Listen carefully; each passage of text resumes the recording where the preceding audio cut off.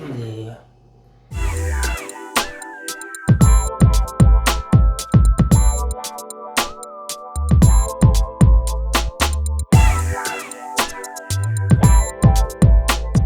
Magandang araw sa inyo lahat.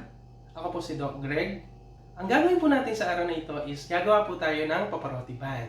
Kung familiar po kayo sa Paparoti Coffee Shop, ito po yung pinaka-popular na bun nila. Ngayon, ipapakita ko po sa inyo ang ingredients ng paggawa ng Paparoti Bun.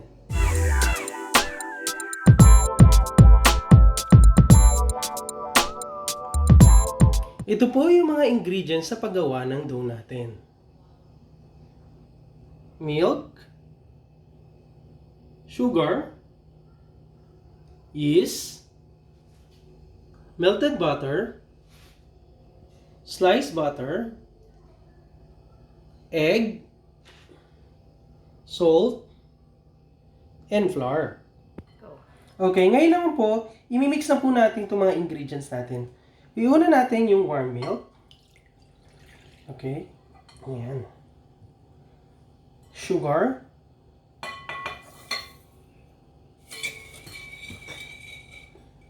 salt,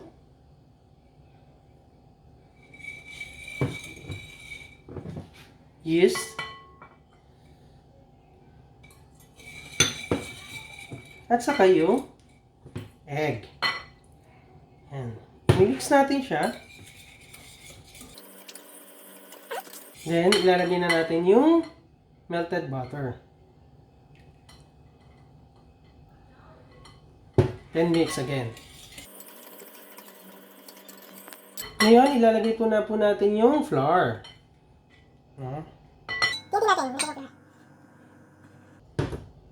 Then, mix again.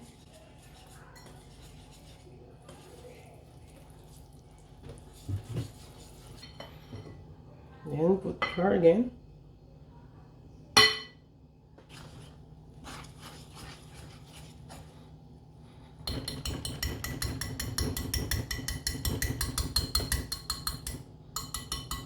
Gamitan natin ng spatula.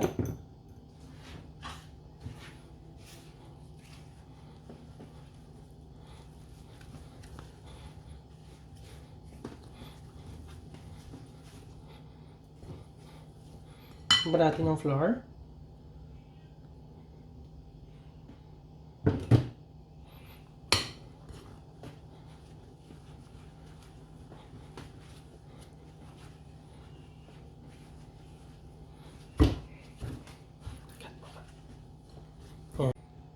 Ngayon, pwede na po natin siya kamayin. Ha?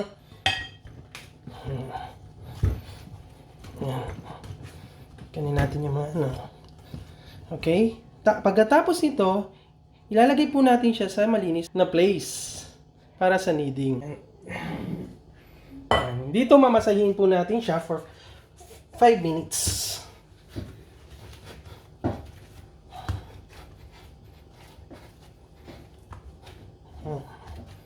Masahe.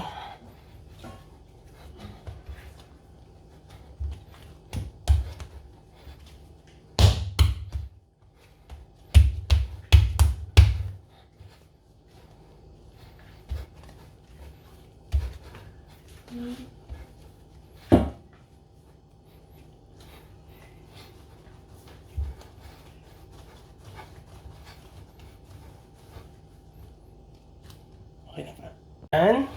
Okay na. Pag medyo sticky yung dough nyo, pwede nyo yung dagdagan ng flour. Or kung medyo ano naman siya, yung dry naman siya, pwede nyo dagdagan ng konting water. Okay? Ngayon okay na yung ano natin, dough natin. Look. Ano, medyo shiny na siya.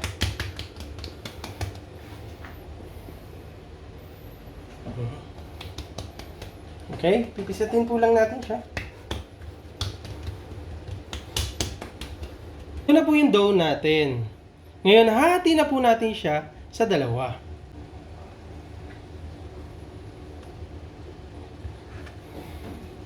Wala tayong cutter, kaya ito yung nag-improvise tayo ng cutter. Yan. Yan ha. Yan. Okay. Ngayon, dalawa na po yung ano natin. Bibilit po natin siyang ganon. Yan, para mag-equal yung size. Ganon din po yung sa kabila.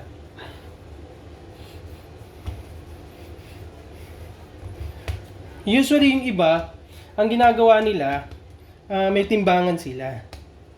Tayo, wala tayong timbangan. Ngayon, lalagyan na po na, hiwa-hiwa natin, tapos ilalagay po natin itong butter sa loob.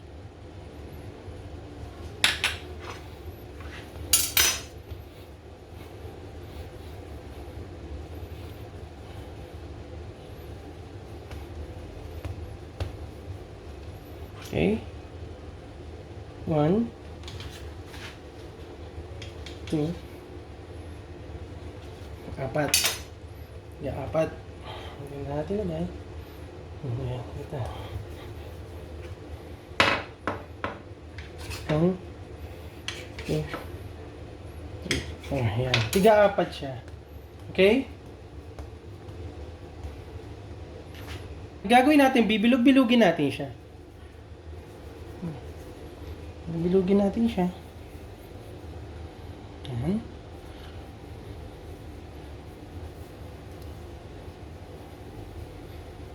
Okay, ganito. Depende sa'yo.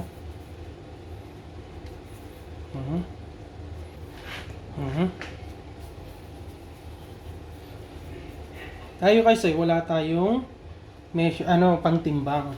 So, kunin na po natin yung dough natin. No? Yung flatten po natin siya. Yan. Then, ilalagay po natin itong butter. Yan. Tapos, isisil po natin siya. Yan. Yan. Yan. Yan. Yan. No? At maging, po siya. Maging roll pa. Then, okay na po. Nasealed na. Ay, hindi pa na-sealed. I-sealed natin mabuti. Kailangan naka-sealed siya. Baka lumabas yung butter. Ayan. Ayan. Oh. Ayan. Then, ilalagay na po natin siya dito sa paper. Ano natin. Ayan. Ganon din po gagawin natin sa iba. Natin siya. Ayan. Ayan. So, lalagay natin yung butter. Then, i-close natin yung butter. Ayan. Walang yan. Pabilog pa rin. Close, close, close, close.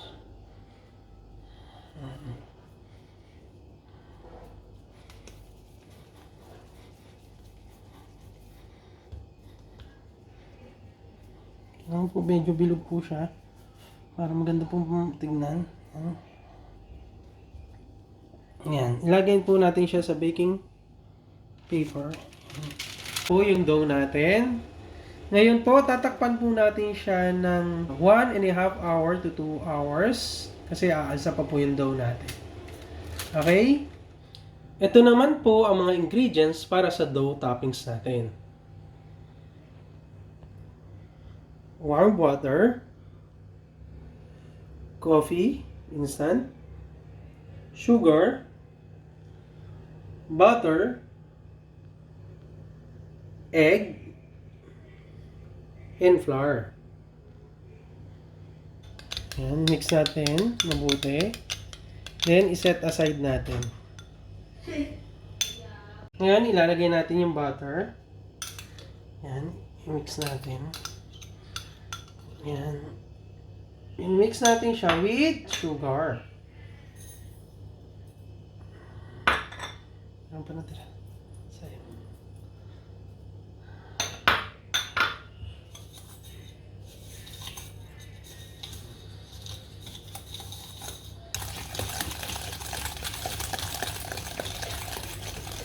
Ngayon, isusunod po natin yung pinch of salt. Yan. Yan, mix again. After nito, ilalagay po natin yung coffee na natin. Then, mix again.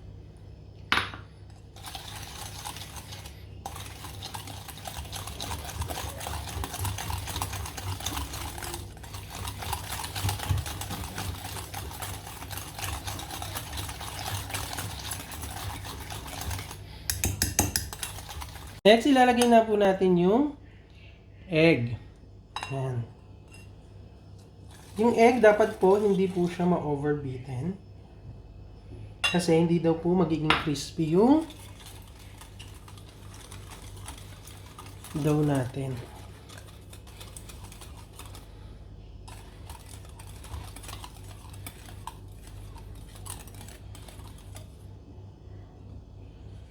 Ngayon, ilalagay naman po natin yung flour.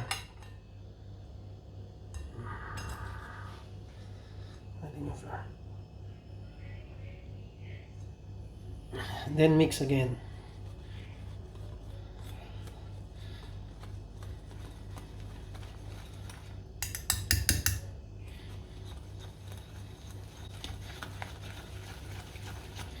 Yan. Mas maganda gumamit po tayo na mas maliit na pangbitin.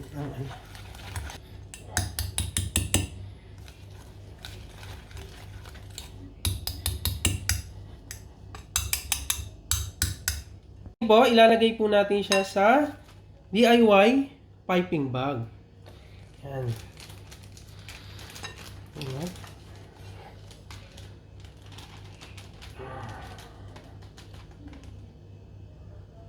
Lagyan natin lahat.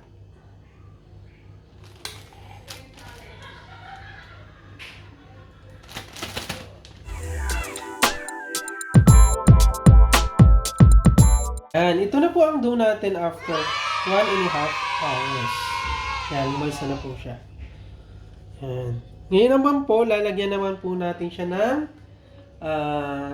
dough toppings, yung ginawa natin kanina. Yung DIY piping bag na nilagyan natin ng coffee dough toppings natin. Ngayon po, lalagyan na po natin yung dough natin.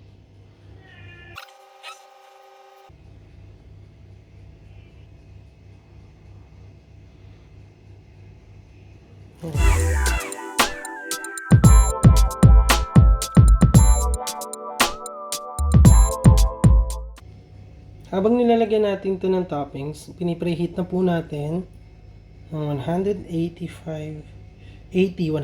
correction, degree yung oven natin for 10 minutes. Ito na po yung paparoti bun natin. Ngayon nilalagay na po natin siya sa oven na preheat po natin ng 180 degree. Ayan, for 10 minutes. Lagyan na natin siya dito. Okay. Ilulutuin po natin siya ng 15 minutes. Yan. Ito pa. Yan. 180 degree.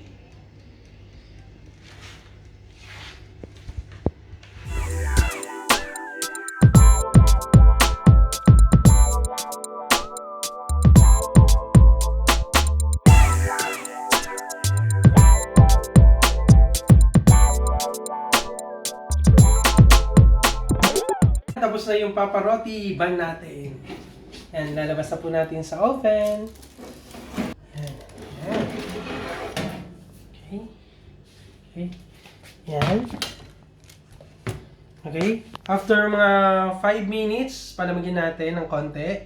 Then, pwede na natin siyang kainin. Mas masarap yung kainin na may tea, milk, or coffee. Kainan na!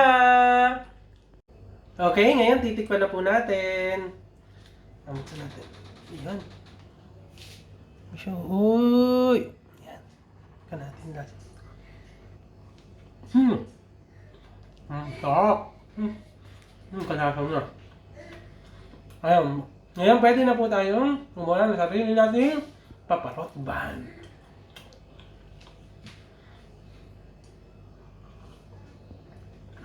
Yummy!